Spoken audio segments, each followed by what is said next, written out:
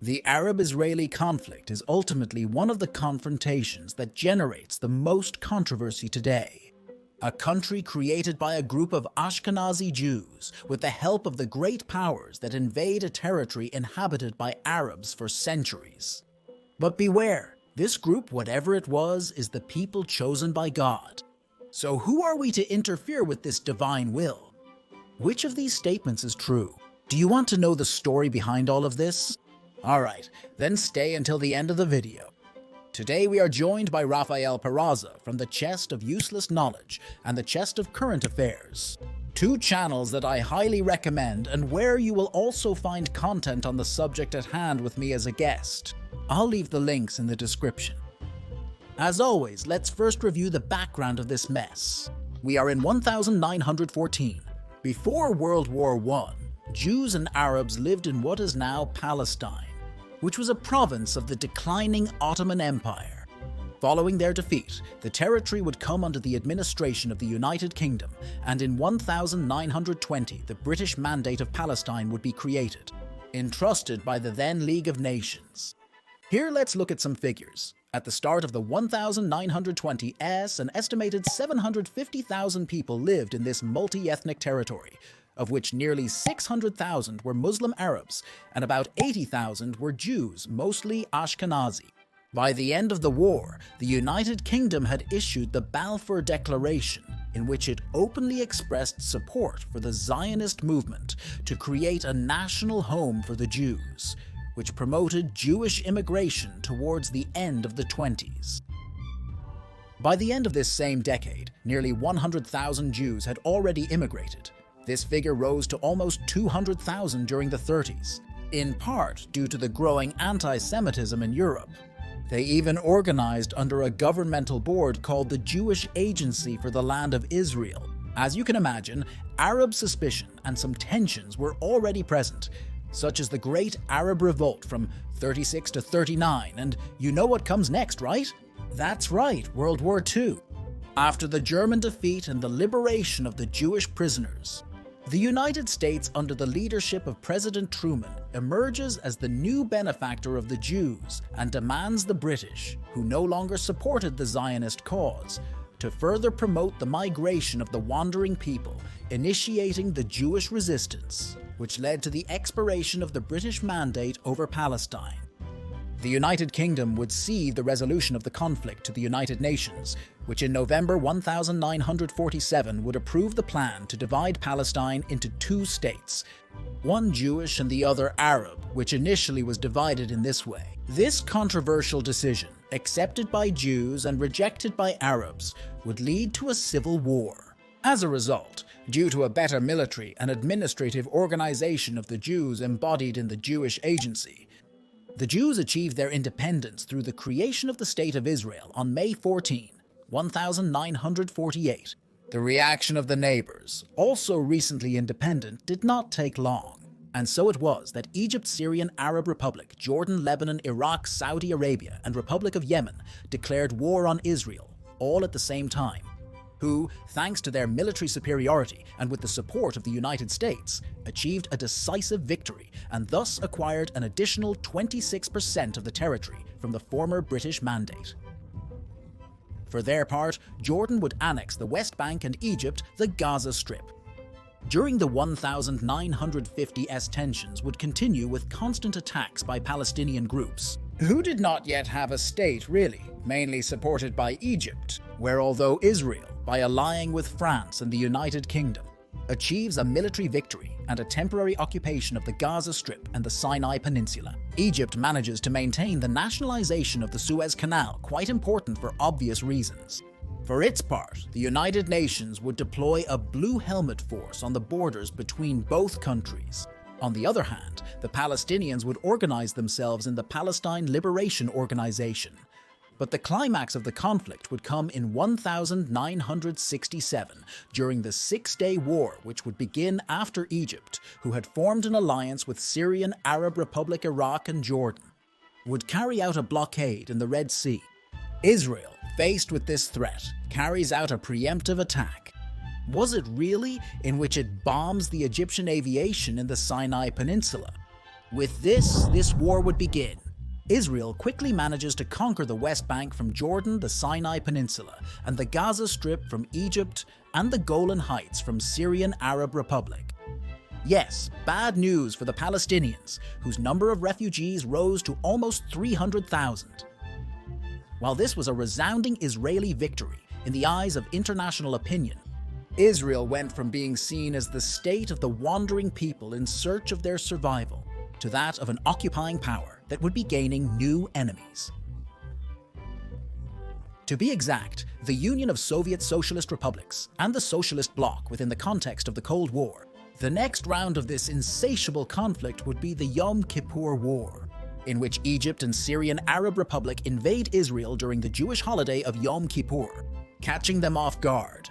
Despite making a quick advance through Sinai, the Egyptian president, Anwar el-Sadat, holds the Egyptian front, retaining his troops, so Israel manages to concentrate its forces in the east, where it defeats Syrian Arab Republic, almost reaching Damascus to then counterattack from the west, reaching 40 kilometers from Cairo, the capital of Egypt.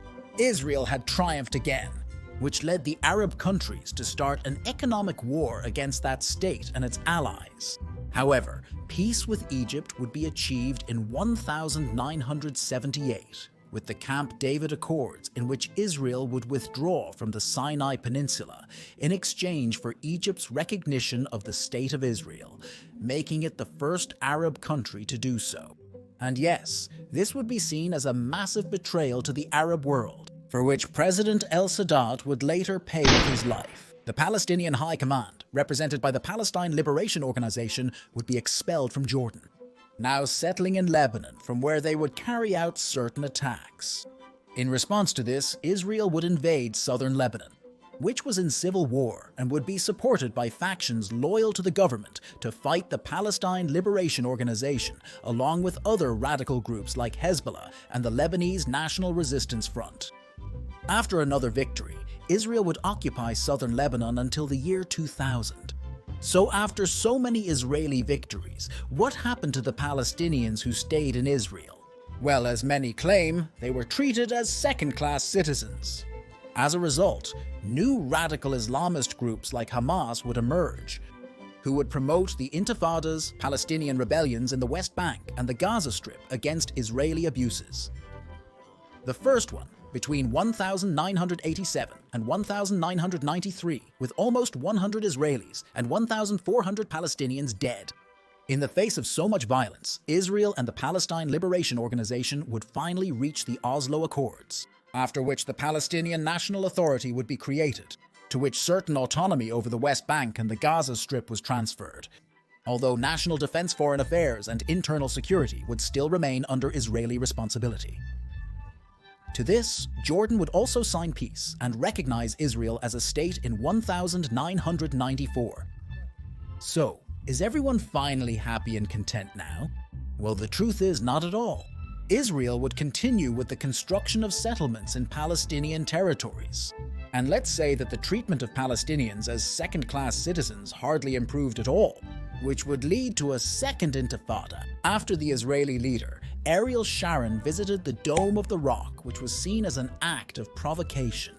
Palestinians stoned Jews at the Western Wall.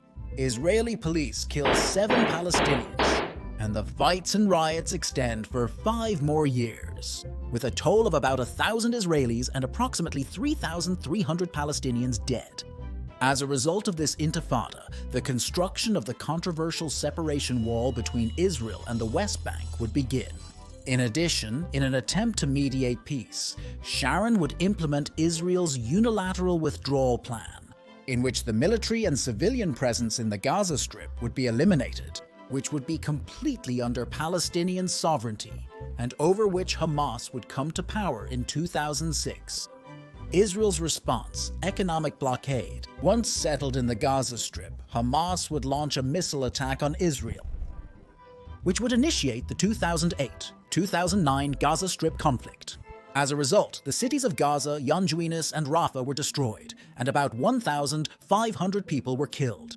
On the other hand, according to United Nations Resolution 6719, and despite opposition from the United States, Palestine finally achieves observer state status, becoming the Palestine which would have full sovereignty over the West Bank and the Gaza Strip, which to date is already recognized by a total of 136 states around the world. It is currently mainly rejected by the United States, the European Union, Japan, Republic of Korea, and Australia. In 2018, the President of the United States, Mr. Donald Trump, would move his country's embassy from Tel Aviv to Jerusalem, which remained divided in two, as it was claimed by both countries as the official capital, which would generate new tensions and a third Intifada, promoted by Hamas. As a result, new deaths and new repressions by the Israel Defense Forces generate new suspicions and tensions that continue to this day, up to the moment we recorded this video. It should be noted that to date, the only Arab countries that recognize Israel are Egypt and Jordan, in addition to the fact that the vast majority of Muslim countries continue to deny it and believe in the enemies. So not even in theory could we say that peace has been achieved. Now tell us, do you think this tangled and controversial conflict will come to an end? Do you support one side, or do you think we should forget past grudges and move on to the next page? What would have happened if the Arabs had won the war? A possible scenario after an Israeli defeat can be found in this video on my friend Raphael's channel, The Trunk of Useless Knowledge, and to delve deeper into the topic of the Six-Day War, visit his channel, The Current Trunk. Don't forget to leave your comment, and if you like this video, support me with a like and subscribe to my channel and the channels of my channel. See you next time.